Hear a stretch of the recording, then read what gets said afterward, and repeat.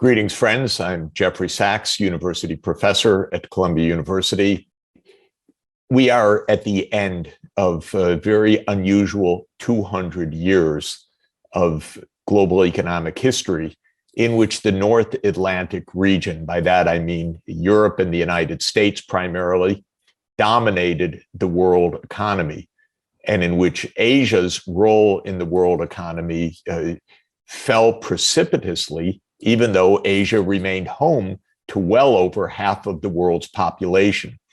These are estimates of the share of global output in the North Atlantic region. That is the top line that rises to reach a peak around the middle of the 20th century, and the Asia share of world output, which starts out at about 60% of world output in 1820, but then falls to around 20% of world output by the end of World War II. As we know, is that the share of Asia in the world economy has been rising steadily for the last 70 years since the end of World War II and the founding of the People's Republic and the rapid growth, especially of East Asia. And the share of the world economy in the North Atlantic region has been diminishing. Now we are in a very different era, and Asia's growth, China's strong economy, and the diffusion of technology has changed all.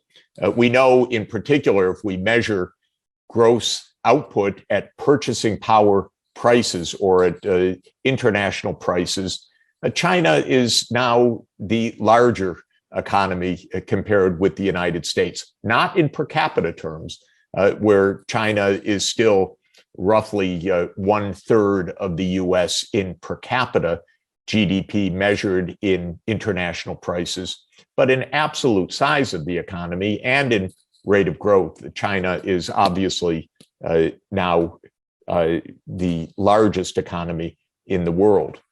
Now, the geopolitics are changing, of course, because of this. The idea of a North Atlantic-led world or a US-led world is passé. But I think it's important to note that we have at least 6 fundamental drivers of global change. The first is geopolitics, led by geoeconomics. The second is the global environmental crisis, climate change, pollution, loss of biodiversity, which affects the whole world. The third is the enormous demographic changes underway. A fourth is rising social demands everywhere for fairness and inclusion. In China, the concept is common prosperity, but we need the idea of social inclusion everywhere. It is the great ethical demand of our age. The fifth fundamental driver is the digitalization of society, smart machines, artificial intelligence, digital connectivity. This is transforming every sector of the economy and every aspect of our lives. And the last point I would emphasize is the quest for well-being, because as societies get richer, they find out that GDP per person hardly defines what is well-being in a society. So there is a new quest for the quality of life. We now face major institutional choices to get the world system to work properly because we're so interconnected.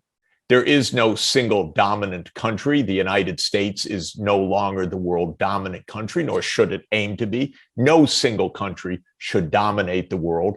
We need a global system, and that will be key for global peace as well. There are several areas where global cooperation is needed. To end global poverty, China has shown how this can be done remarkably in 2 generations in China, from pervasive poverty to the end of poverty by 2020. Global cooperation to protect the planet.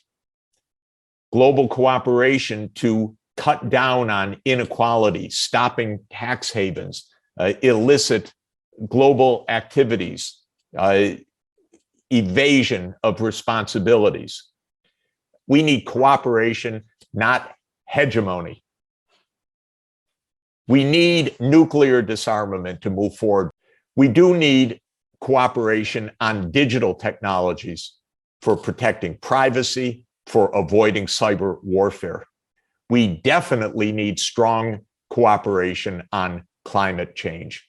And we need the United States and China to say to the rest of the world that as the two largest powers of the world today, both stand strongly in favor of the UN Charter and the Universal Declaration of Human Rights and aim fully to cooperate within those universal frameworks.